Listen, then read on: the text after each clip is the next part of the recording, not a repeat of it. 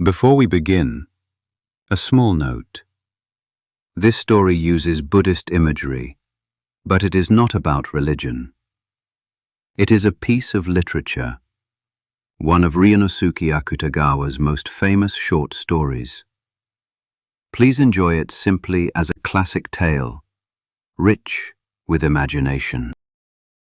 The Spider's Thread by Ryunosuke Akutagawa. One day, the Buddha was walking alone along the edge of a lotus pond in paradise. The lotuses blooming in the pond were all as white as jewels, and from the golden stamens at their centers an indescribably pleasant fragrance flowed out endlessly around. It must have been morning in paradise. After a while, the Buddha reached the edge of the pond and, peering through the spaces between the lotus leaves that covered the surface, happened to look down below. Now, beneath this lotus pond of paradise lay the depths of hell. Through the crystal-clear water, he could clearly see the river of the dead, the mountain of needles, and the landscape of hell itself, as though he were looking into a mirror. There, at the very bottom of hell, the figure of one man caught his eye, writhing among the other sinners. This man was called Kandata. He was a great thief who had committed many evil deeds, killing people, setting houses on fire, and all manner of crimes. Yet, even so, there was one single good deed he had done. It happened that one day, as he was walking through a deep forest, he saw a little spider crawling along the roadside. Kandata quickly raised his foot to crush it, but then he thought to himself, No, even this small creature has a life of its own. To take that life away without reason would indeed be too pitiful. So he changed his mind, and in the end he let the spider live. As the Buddha looked down at the scene in hell, he remembered that Kandata once spared the life of that spider.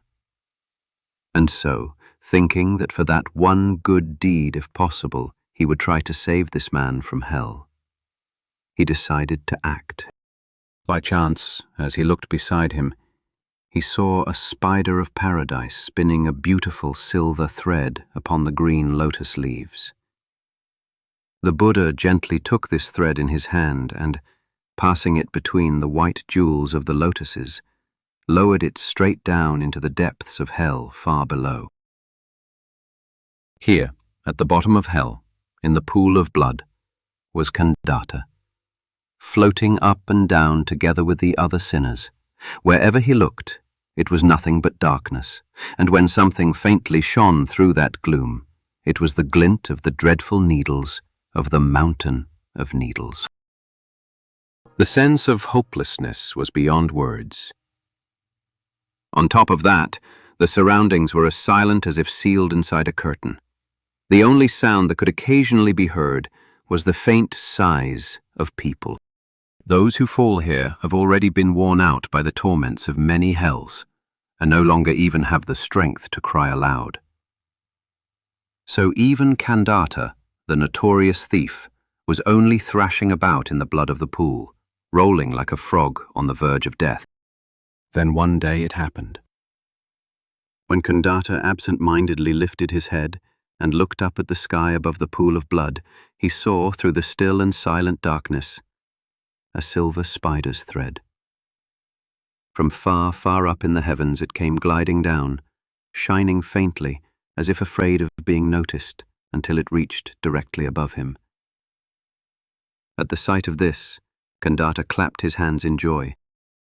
If I cling to this thread and climb up and up, I am sure I can escape from hell. No, if all goes well, I may even enter paradise itself. Then there will be no more being driven up the mountain of needles, no more being sunk into the pool of blood. Thinking this, Kandata quickly grasped the spider's thread firmly with both hands and began to climb upward with all his strength. Being a notorious thief, He had always been accustomed to such things. Yet, between hell and paradise lay tens of thousands of miles. No matter how desperately he tried, it was not easy to reach the top. After climbing for a while, Kandata at last grew tired and could climb no further. With no other choice, he stopped to rest, hanging onto the middle of the thread, and looked far down below. At last, with all his desperate climbing, the pool of blood where he had been was already hidden far below in the darkness. Even the dimly shining mountain of needles was now beneath his feet. At this rate, Kandata thought, escaping from hell might not be so difficult after all. Clinging to the spider's thread, he laughed for the first time in years, crying out, I've made it! I've made it! But then he suddenly noticed something. From below, countless sinners were following after him, climbing up the thread in a line like an endless procession. Startled and terrified, he opened his mouth wide like a fool, his lips moving without a sound.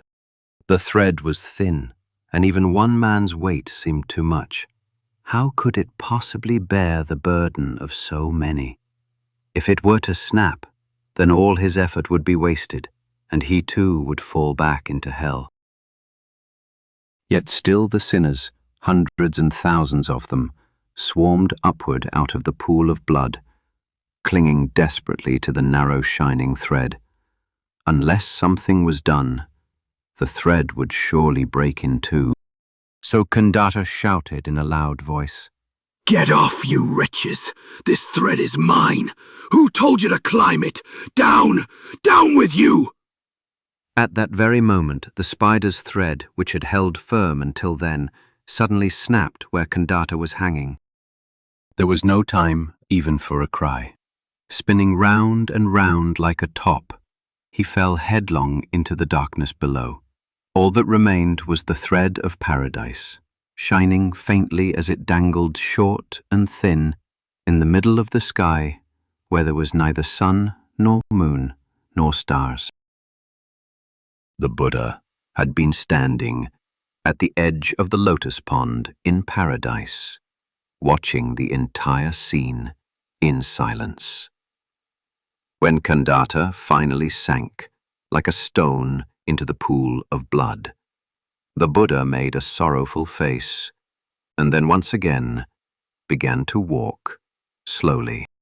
For to his eyes, Kandata's cruel heart, thinking only of saving himself, and the fitting result that followed, his fall back into hell, all seemed truly pitiful.